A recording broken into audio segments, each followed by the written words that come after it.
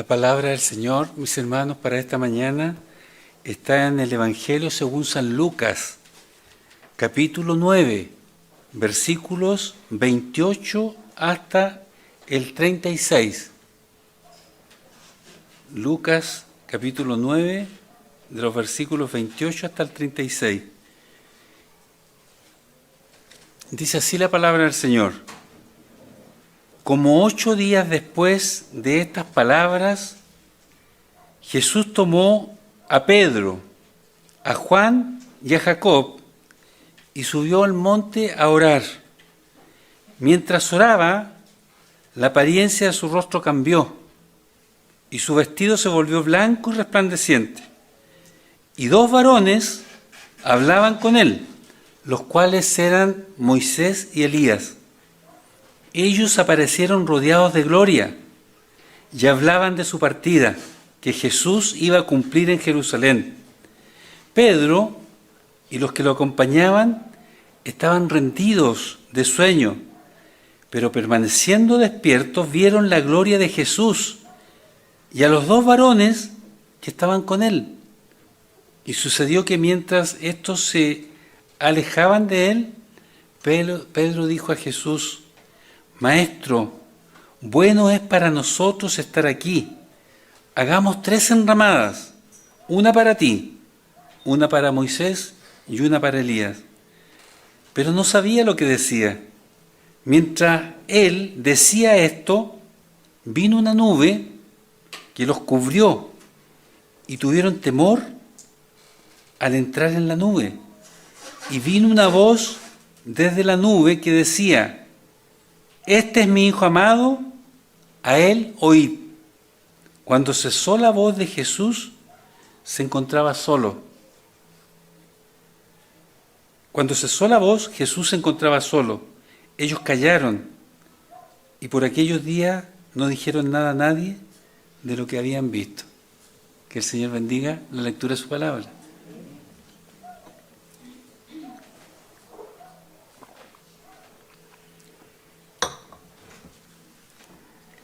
¿Cuántos de ustedes han leído este hermoso pasaje? A ver, levanten la mano. Qué bueno.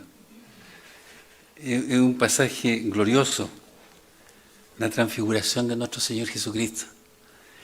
En este episodio nosotros podemos ver que Jesús efectivamente tenía 2 naturalezas que confluían en Él. La naturaleza terrenal, que era temporal, y su naturaleza divina, que es eterna. Él subió con sus discípulos como cualquiera de nosotros, como una persona común y corriente, un hombre. Pero en el monte arriba se transfiguró y mostró a sus discípulos su naturaleza divina, su esencia real, porque Él era lo que era Él. Así que Juan, Jacobo y Pedro tuvieron el privilegio de ver la gloria de Jesús. Parte de la gloria de Jesús, no toda, porque va a ser mucho mayor la gloria en el cielo. Y este es un relato que nos muestra también que nuestros cuerpos van a ser glorificados. Jesús subió con el cuerpo con el cual iba a morir en esta tierra, pero ahí se les mostró el cuerpo con el cual iba a resucitar. Por eso, hermanos queridos, que yo digo que este es un pasaje glorioso, porque debiera cada vez que lo leemos alentarnos en esta experiencia gloriosa que tenemos, que un día veremos cara a cara a nuestro Dios. Solo la semana anterior a este magno acontecimiento, Jesús le había enseñado, se había mostrado a sus discípulos como el Cristo, el Mesías. Ahí dice 8 días después de estas palabras. Si ustedes ven después con detención, es cuando Jesús obtiene la confesión de Pedro que él era el Cristo, el Hijo de Dios, del Dios viviente, anuncia su muerte. A eso se refiere. Así que solo la semana anterior había revelado que Él era el Cristo, antes de la transfiguración. Estaban orando, dice el texto, como acostumbraba a hacerlo Jesús con sus discípulos, y les pregunta, ¿quién dice la gente que yo soy? Y ellos le contestaron, algunos dicen que tú eres Elías, otros que tú eres Juan el Bautista, otros dicen que eres un profeta de los antiguos que resucitó. Y Jesús le dice, ¿y ustedes? ¿Quién dicen que soy? Y ahí es cuando Pedro le dice, tú eres el Cristo de Dios. En la versión de Mateo le dice, tú eres el Dios, el Hijo del Dios viviente. Bueno, luego de esa manifestación a sus discípulos, Él les dijo que el propósito que lo traía a esta tierra no era ni político ni militar, sino venía a salvar a los pecadores. Y que era menester, era necesario que padeciera mucho, que fuera desechado de los ancianos de Israel, de los sacerdotes, de los escribas, y que fuera muerto y crucificado y resucitara al tercer día. Eso les enseñó. Y a la semana siguiente de esa revelación se produjo lo que estamos viendo, esta transfiguración, en que el Señor, además de mostrarle su verdadera naturaleza, su esencia divina a los discípulos, también les muestra la gloria que vamos a tener nosotros. Sí, así que hermanos queridos, a eso me quiero referir esta mañana, que Jesús revela nuestra gloria venidera en este pasaje. Dice el texto que la transfiguración de Jesús ocurrió mientras Él oraba.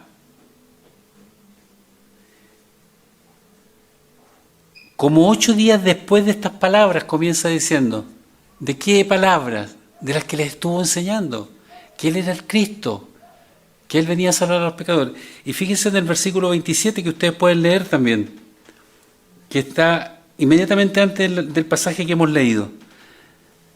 Les dice, pero en verdad os digo que hay algunos de los que están aquí, de sus discípulos, de sus apóstoles, que no gustarán la muerte hasta que vean el reino de Dios. Eso les dice. Cuando les dice hasta que gusten la muerte, les está diciendo hasta que ellos mueran, ¿verdad? Entonces, seguramente Jesús, en ese momento que dijo esas palabras, estaba pensando en lo que tenía preparado para ellos, en lo que tenía preparado junto con su Padre, porque ellos actuaban siempre en la máxima comunión. Estaba pensando en el monte de la transfiguración. Los 3 discípulos que subieron con Él, al igual que todos los demás, deben haber estado muy tristes. El que mejor relata la tristeza que tenía el apóstol Juan en su evangelio. Pero estaban muy tristes, desanimados. Jesús se iba a morir, los iba a dejar solos. Por lo tanto, era lógico que su maestro se iba, como que se terminaba todo. Y Jesús tenía preparado esto para consolarlos, para que ellos se animaran, para fortalecerlos en su fe, para mostrarles quién era realmente Él. Y por lo tanto tenían que seguir el camino y hacer la tarea que próximamente les iba a entregar, la gran comisión que nosotros conocemos, que se la encargó después de resucitar. Dice el texto que Jesús subió al monte con estos 3 apóstoles que constituían, como sabemos, como el círculo cercano de Jesús, y allí se manifestó su gloria. En este pasaje Lucas nos dice que la apariencia de su rostro cambió y su vestido se volvió blanco y resplandeciente. Mateo dice que su rostro se iluminó como el sol y que sus vestidos se pusieron blancos como la luz. ¿Recuerdan ustedes la conversión de Pablo, del apóstol? Iba camino a Damasco al mediodía, cuando el sol estaba en su cenit, en el paradito, iluminando. En ese tiempo no había smog. Así que era clarísimo. Y se le apareció Jesús. ¿Y qué pasó con Pablo? Quedó ciego por la tremenda luz que irradiaba Jesús. Por eso les digo yo que mostró parcialmente a sus discípulos su gloria, para que no quedaran ciegos, o peor todavía, se murieran. Así que esto, mis hermanos, no fue una simple visión, una experiencia espiritual para los 3 apóstoles que subieron. Esto fue una revelación profunda de la naturaleza de Jesús. Una revelación que no solo cambió su apariencia física, no se transfiguró solo en la forma glorificada en que iba a resucitar, sino que mostró que Él era quien decía que era, que lo anunció siempre y que la semana anterior les había dicho que Él era el Cristo. Por eso Pablo dice, Él, siendo en forma de Dios, no estimó a eso como cosa que aferrarse, sino que se humilló y se hizo como nosotros, en una condición humana. Eso es lo que hizo. En este pasaje, mis hermanos, la sorpresa de los apóstoles tiene que haber sido grande, deben haber sentido abrumados. Dice el texto que estaban somnolientos, ¿cierto? Estaban cargados de sueño, estaban terminando seguro una jornada, pero se tienen que haber despertado completamente, porque no solo comenzó Jesús a transfigurarse, sino más encima aparecieron Moisés y Elías, las 2 figuras más veneradas hasta el día de hoy por los judíos. Así que miren la triada que se formó ahí. Y dice el texto que ellos vinieron a confirmar lo que Jesús le había estado enseñando, de que era necesario que ocurriera en Jerusalén su pasión y muerte, que a los discípulos les estaba costando entenderlo. Por eso estaban tan tristes, por eso que el Señor tuvo que consolarlo y hablarle con largas palabras respecto a su partida. Así que la transfiguración, mis hermanos, no es solo un cambio de apariencia de Jesús, sino un profundo testimonio de su naturaleza divina. Y además ocurrió que ellos escucharon el respaldo de Dios Padre al ministerio de Jesús. Lo escucharon. La transfiguración, mis hermanos, fue un breve momento, pero tiene que haber sido impactante para los discípulos. Fue impactante. Y fue lo suficiente, fue breve, pero lo suficiente para que ellos se dieran cuenta de la esencia divina de Jesús y del respaldo que tenía de su Padre. Los discípulos pudieron ver en ese momento que Él era el legítimo continuador de la obra del gran Moisés y del gran Elías. Eso vieron. Los escucharon conversar y vieron a Moisés y Elías llenos de gloria también. Así dice el texto, rodeados de gloria. Se pudieron percatar entonces de lo que le enseñaba Jesús, que voy a ir a preparar morada para ustedes. A donde yo esté, vosotros también estaréis. Y ahí vieron a Moisés y Elías, entonces van a estar como ellos, vamos a estar como ellos, glorificados, glorificados. Jesús, hermanos queridos, dice que oraba, y en eso, ahí orando, comenzó su transfiguración. Esto también nos debe decir algo importante, hermanos queridos. La importancia de la oración, que se reitera una vez más y que se reitera a lo largo de toda la Biblia. Cuando nosotros oramos, nos conectamos con lo divino. Sí. Nos apartamos en ese momento de la tierra, de lo terrestre, y estamos en comunicación directa con nuestro Dios. Por lo tanto, somos transformados en ese momento también. Y Dios nos va transformando siempre con el poder que Él tiene, con la oración, con la palabra. Transforma nuestros pensamientos, transforma nuestra manera de ver el mundo, transforma la manera como nos relacionamos.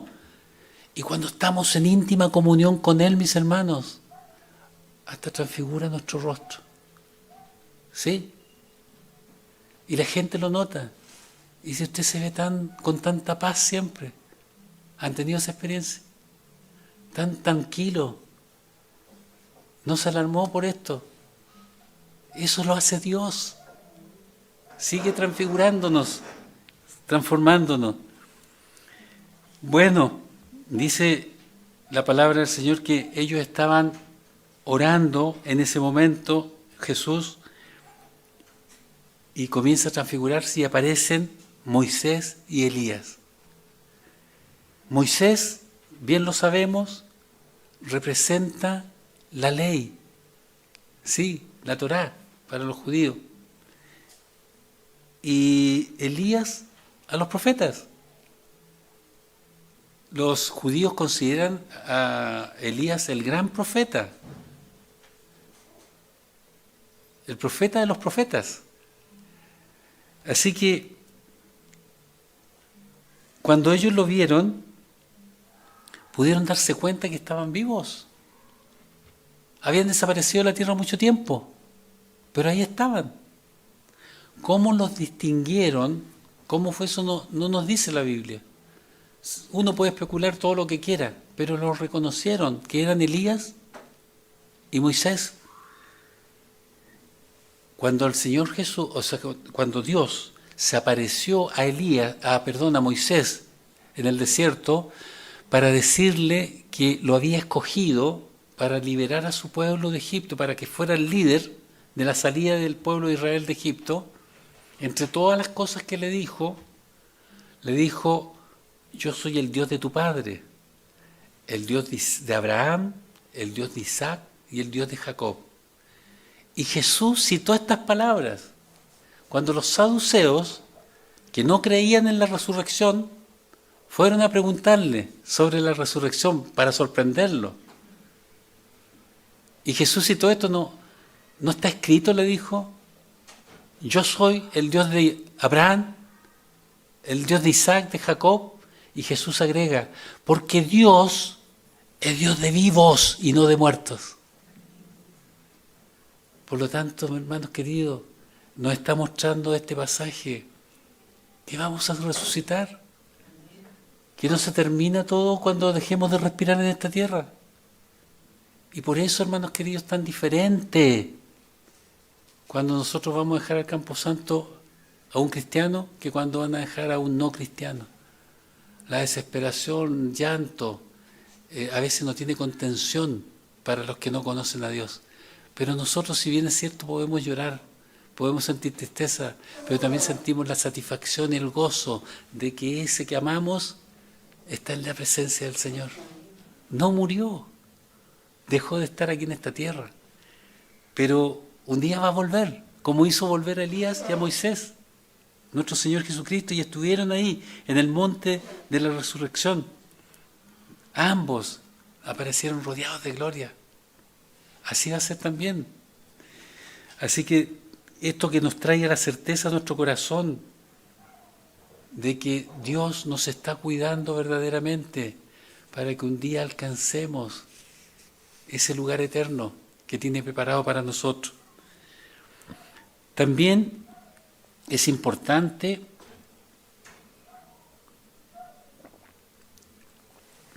observar que Moisés y Elías mantienen su identidad, la que tenían durante sus ministerios.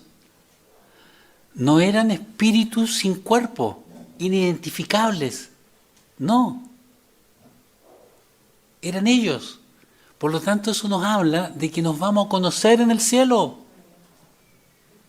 No vamos a tener el mismo parentesco que tenemos acá, pero vamos a tener la alegría de reconocer a los que amamos en esta tierra, con los que nos llevamos íntimamente bien, y vamos a conocer también a los otros, a esos con los que nos llevamos también, pero allá los vamos a amar, más de lo que aquí nos amamos, porque eso es lo que nos dice el Señor, ¿verdad? Que nos amemos unos a otros. Así que, hermanos queridos, vamos a reconocernos. Esa es la esperanza gloriosa que tenemos los cristianos, que nuestra vida no termina cuando dejamos aquí de respirar, no termina ahí, nos espera una eternidad de gloria. Y Jesús en el monte de la transfiguración mostró eso a sus discípulos.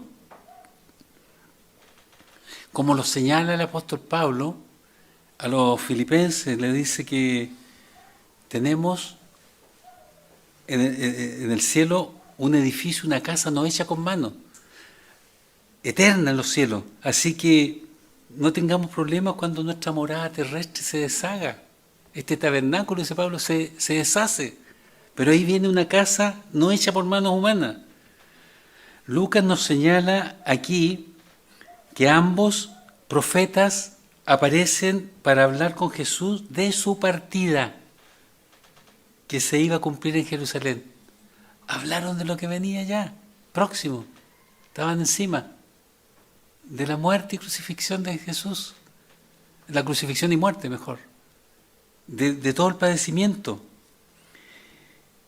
Y la palabra del idioma griego, que aquí se traduce como partida, es éxodos, con ese final. Éxodos, ¿ya? La palabra griega. Y eso nos debe recordar el éxodo, liderado por Moisés. Porque Jesús ahora había hacer un nuevo éxodo. Claro, la liberación del pecado a través de su muerte en la cruz. Dejar atrás el pecado. Los israelitas dejaron atrás Egipto. Nosotros dejamos el pecado. Eso es lo que estaba haciendo Jesús. De eso hablaron. Seguramente Moisés, Elías, hablaron también con algún detalle de todo lo que iba a padecer Jesús. Cómo iba a hacer aquello. Cómo lo iban a crucificar. Y que también iba a resucitar. Porque a eso vinieron. ¿Y los apóstoles qué estaban haciendo? Escuchando. A ellos les estaba siendo difícil entender por qué tenía que ser así. ¿Por qué tenía Jesús que morir y dejarlos? Pero ahí entendieron más, yo creo, que estaba escrito que tenía que ser aquí. Y Elías y Moisés lo sabían. Y por eso conversaban con Jesús acerca de su muerte y resurrección. Y los discípulos tuvieron mayor claridad. Y ellos tres después le comunicaron a los otros.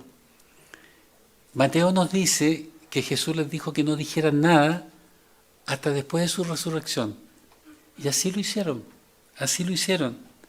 Moisés y Elías sabían estas cosas, que estaba profetizado que Jesús había de padecer antes de ser glorificado.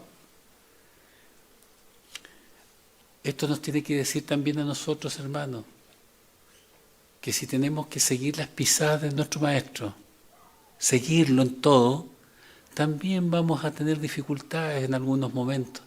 También nosotros vamos a tener que hacer algún sacrificio, hacer algo por nuestra fe, por amor al Señor. Tenemos que hacerlo. Nadie debe sorprenderse de eso ni negarse a hacerlo. Porque Jesús dio su vida por nosotros para enseñarnos que hay que darse por los demás. El encuentro que tuvo Jesús con Moisés y Elías, si nos damos cuenta, conecta perfectamente el Antiguo Testamento, ¿sí?, con la misión de Jesús. Que algunas personas niegan de que sean dos partes del mismo relato. Hay algunos que separan el Antiguo Testamento del Nuevo y se dicen cristianos. Pero esto nos muestra que hay una conexión íntima y perfecta, que Jesús está implicando en esto, que Él es el cumplimiento de la ley y los profetas, tal como Él lo dijo. Tal como Él lo dijo. Este encuentro enlaza la misión de Jesús con la salvación, el plan de salvación que Dios preparó desde antes de la fundación del mundo. Un plan diseñado por Dios perfecto, y en el cual Moisés y Elías fueron eslabones importantes. Sí, ellos participaron también en el plan de salvación. Cuando Elías les mostró a todo Israel que estaban totalmente ajenos a Dios, que volvieran al Dios verdadero, y aniquiló a todos los profetas de Baal. ¿Se dan cuenta la relación que tiene? Así que en el monte de la transfiguración, Elías y Moisés no estuvieron presentes solo para honrar a Jesús, no, sino para afirmar quién era Él, para afirmar que Él era la culminación de todo lo que ellos antes habían hecho, que los representaba perfectamente. Pedro, Juan y Jacobo pudieron comprobar de manera clara, intensa, ahí, tremendamente personal, lo vieron, que todo lo que Jesús le había enseñado la semana anterior solamente era tan real, que Jesús realmente era el Cristo, el Hijo de Dios. Lo pudieron ver porque Dios mismo se los confirmó al presentarse en el monte. Ellos pudieron en ese momento comprobar que Jesús no era solo un profeta poderoso o un maestro que tenía algunas condiciones especiales. No, que era el Mesías prometido, aquel que es capaz de cumplir las promesas divinas y lleva a la humanidad a la redención. Eso es lo que vieron. Pudieron darse cuenta de lo que nosotros también nos damos cuenta, de que todas las Escrituras apuntan hacia Cristo. Cristo tiene un lugar único en el gran relato que nos muestra la relación que ha tenido Dios con la humanidad desde el principio. Así que toda la Escritura apunta hacia Él. Y por eso, hermanos queridos, esa es la manera correcta de interpretar las Escrituras. Eso es la manera correcta. Va a la luz de las enseñanzas de Jesús. Cualquier dificultad que ustedes vean en la Biblia que parece que el Antiguo Testamento se contradice con el Nuevo, quédense con el Nuevo. Quédense con Jesús. Porque Él es la verdad, el camino correcto, y es nuestra vida. Dice el texto que Pedro, que tiene que haber estado atónito, todos conocemos que Pedro era bien intrépido y siempre respondía rápidamente, y ¿qué es lo que es esto? No lo entendía mucho, no sabía lo que decía, dice Lucas. Estaba confundido, algo está pasando aquí, algo hay que entender. Entonces, pero vio que era un momento de gloria, entonces le propone, hagamos 3 tiendas, una para ti, Señor, una para Moisés, una para Elías. Lo que le estaba diciendo, quedémonos aquí, pues aquí ya, no, ¿para qué? Olvidémonos de los demás. ¿Sí o no? Y eso le pasa a tantos creyentes, ¿no? Que quieren quedarse en las emociones espirituales solamente y no volver a bajar del monte. Pero Jesús nos invita a bajar del monte y en obediencia seguir el camino que está trazado. Y las experiencias espirituales cuando Dios las quiera dar. Sí, seguramente él en ese momento estaba exultante. Él estaba pero tremendamente feliz. Y dice la palabra del Señor que mientras él estaba hablando todavía, una nube los cubrió. Y esa nube es la presencia de Dios. Dios así se presentaba al pueblo de Israel, en forma de nube. Cuando nosotros vemos el tránsito del pueblo por el desierto, era Dios mismo que los guiaba, pero a través, lo que veían el pueblo era la nube. Ustedes saben que Dios les ordenó hacer un tabernáculo de reunión, donde se reunían, que tenía un lugar santo, un lugar santísimo. Ahí tenían en el lugar santísimo el arca de la alianza, que representaba la presencia de Dios. La representaba, pero no era. Pero la nube sí. Y la nube se ponía sobre el tabernáculo. Y ahí permanecía la nube. Y cuando estaba la nube sobre el tabernáculo, todo Israel acampando. Y cuando la nube se levantaba, era hora de salir. Y todos empezaban a deshacer sus carpas, a arreglar sus cosas, desarmaban el tabernáculo y partían. Y seguían a la nube. Y cuando la nube se detenía, otra vez era momento de acampar. A veces más días, otras veces menos. Dios lo decidía, no el pueblo. Y Pablo nos dice que esa nube era nuestro Señor Jesucristo. ¿Qué les parece? Maravilloso. Por eso toda la palabra confluye en Cristo. Sí, hermanos queridos. Cuando nosotros vemos esto del Antiguo Testamento, también una nube se posó en el monte Sinaí, cuando Moisés recibió las tablas de la ley. Y cuando Salomón dedicó el templo que había edificado a Dios, el templo se llenó con una nube, la presencia de Dios. Y los levitas y los sacerdotes no pudieron hacer culto, porque todo se llenó con la presencia de Dios. Era imposible. ¿Se dan cuenta? Ahora, Dios se hizo presente y entregó una orden. Sí, el texto nos dice que vino una afirmación desde la nube, que los discípulos la escucharon muy bien porque para ellos estaba dirigida. Esa voz no se fue dirigida a Jesús, ni a Moisés, ni a Elías, a ellos. Este es mi Hijo amado, a Él oíd. Yo pienso que en ese momento se despejó toda duda de su mente de quién era Jesús.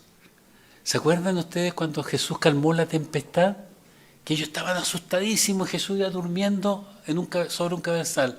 Maestro, levántate que perecemos, no te importa. Y Jesús calmó la tempestad y ellos ahí se asustaron más todavía que la tempestad, porque decían, ¿y quién es este? Que el mar y el viento le obedecen. Todavía tenían sus dudas, pero yo creo que a estos tres no les quedó ninguna duda de quién era Jesús, el Hijo de Dios. Este es mi Hijo amado. Y la orden es clara, a Él oíd. Y esa orden es para nosotros también, hermanos. Escuchemos ya a Jesús. Cuando tengamos que tomar una decisión importante o no sin importancia, por último, cuando tenemos que hacer algo y no sabemos cómo hacerlo, no escuchemos solo nuestra propia voz, ni las voces que vienen del mundo. A Él oíd, dijo el Señor Dios. Escuchemos a Jesús. Reflexionemos un poquito lo que dice Jesús en sus enseñanzas. El cielo enfatiza que escuchemos a Jesús. Que Él sea la voz más fuerte que nosotros escuchemos siempre. Sí, hermanos queridos, cuando nosotros pensamos, yo al menos pienso en Moisés, recuerdo que fue en el monte, en un monte también, donde él recibió las tablas de la ley, ¿cierto? Esas tablas que dieron forma, diría yo, al tejido social, al tejido espiritual, moral de Israel, para todas las generaciones siguientes. Y también en un monte, Elías liquidó a los profetas de Baal. Y ahora en un monte, que muchos creen que es el monte Tabor, otros dicen que es el Hermón, no se sabe, porque los otros sabemos que es el Sinaí y el Carmelo, porque lo dice la Escritura, pero este otro es una especulación, la mayoría dice que es el Tabor, otros dicen que es el Hermón, donde Dios confirma la identidad de Jesús como su Hijo y da la orden de que a Él debemos oír. A Él debemos oír. ¿Cuántas veces nosotros nos atrevemos, hermanos queridos, a contradecir la palabra de Dios? Porque toda la Escritura es inspirada por Dios. El Espíritu Santo de Dios es el Espíritu Santo de Cristo. Lucas lo dice en el libro de Hechos, el Espíritu de Cristo es el mismo. Él inspiró, o sea, Cristo inspirando. Acuérdense cómo comienza el Evangelio. Todo fue hecho por Él, y sin Él nada de lo que existe existiría. A Él hay que oír. Y algunos se atreven a contradecir las enseñanzas de la palabra del Señor. No, es que eso ya pasó de moda, estamos en otros tiempos. Tengan cuidado, hermanos queridos. Si no entienden algo, no lo contradigan. Traten de entenderlo mejor. Pídanle al Señor que les muestre. Así que para los discípulos, y además de tener una comprensión mayor de quién era Jesús y de lo que sería el futuro, la transfiguración, el monte se convirtió también para ellos un lugar de revelación de Dios. Bueno, tan repentinamente como todo había comenzado, también así terminó. La nube se levantó Y Moisés y Elías desaparecieron y quedó solo Jesús en su apariencia que ellos conocían, la apariencia normal del día a día. Podemos decir, la gloria se apagó, pero quedó Jesús. Quedó Jesús. Y eso es suficiente, hermanos queridos. Es suficiente. Los discípulos nunca iban a olvidar ese episodio, porque afirmó su fe y lo podemos ver después en sus cartas, lo podemos ver después en su accionar. Así que, hermanos queridos, fíjense que esto es importante y curioso también. Juan, el apóstol, escribió el Evangelio, escribió 3 cartas. Y también parece que escribió él, porque así lo identifican todos, el Apocalipsis, o Revelación, que también se llama. ¿Y cuándo menciona, en qué carta menciona este episodio? No lo menciona nunca. Y Pedro lo menciona tangencialmente en defensa de los creyentes, porque ya estaban algunos hablando mentiras, que habían estado con el Señor y que esto y lo otro. Entonces le dice, nosotros no estamos hablándoles con fábulas, sino que nosotros estuvimos en el Monte Santo y escuchamos la voz. Solo por eso, en defensa de la fe, da esa cuenta de eso. ¿Qué les quiero decir? Yo creo que esta experiencia es maravillosa. Cualquiera de nosotros hubiera sido, también hubiéramos querido quedarnos ahí. Pues ya Señor, no quiero volver a ningún lado, quiero quedarme aquí. Una experiencia espiritual inimaginable. Y sin embargo, ellos no alardean de eso. ¿Y ustedes no escuchan alardear permanentemente a muchos? Sobre todo cuando ven en YouTube, les pasan las cosas más maravillosas. Están a jugar con Cristo allá arriba. Viajan cuando quieran al cielo. Puras mentiras. Porque las experiencias espirituales son para cada uno de nosotros, hermanos queridos. Las experiencias sobrenaturales tienen su lugar en la experiencia cristiana, pero Dios en su soberanía las otorga cuando son necesarias. Ninguno tiene que andar buscando experiencias espectaculares, experiencias sobrenaturales. Hoy no necesitamos esas experiencias, necesitamos a Jesús, a Él, oíd. Eso es lo que nos dice el Señor. No busquemos, hermanos queridos, otra cosa, porque a Cristo lo encontramos siempre que oramos. A Cristo lo encontramos en su palabra. No tenemos que buscar experiencias sobrenaturales o que vengan figuras del pasado, o que vengan ángeles, o que tengamos señales celestiales para fortalecernos en nuestra fe. No necesitamos más que Cristo y su palabra, porque la fe del cristiano viene por el oír la palabra, por escudriñarla, por estudiarla, por aprenderla. Así que, mis hermanos, en el monte de la transfiguración, Dios mostró a Pedro, a Jacob y a Juan, pero por su intermedio a todos nosotros, que hemos recibido a Jesucristo como Señor y Salvador, que resucitaremos y que nuestros cuerpos serán glorificados. Eso es lo que nos enseña. Esa es la esperanza cierta que nosotros tenemos y que debemos aferrarnos a ella cuando tenemos dificultades, cuando padecemos problemas, hermanos, que nos desesperan. Así que tenga la seguridad de que su vida está escondida con Cristo y que un día también va a ser glorificado. Sí, créalo y Jesús nunca nos va a abandonar, nunca nos va a dejar solos, porque Él lo prometió y nos va a cuidar hasta el día mismo en que Él venga. Y ya no va a venir como un cordero manso y humilde, vestido con una túnica manufacturada en Galilea, sino va a venir con una corona y sus vestidos resplandecientes, no hecho por mano humana. Y todo ojo le verá, así dice.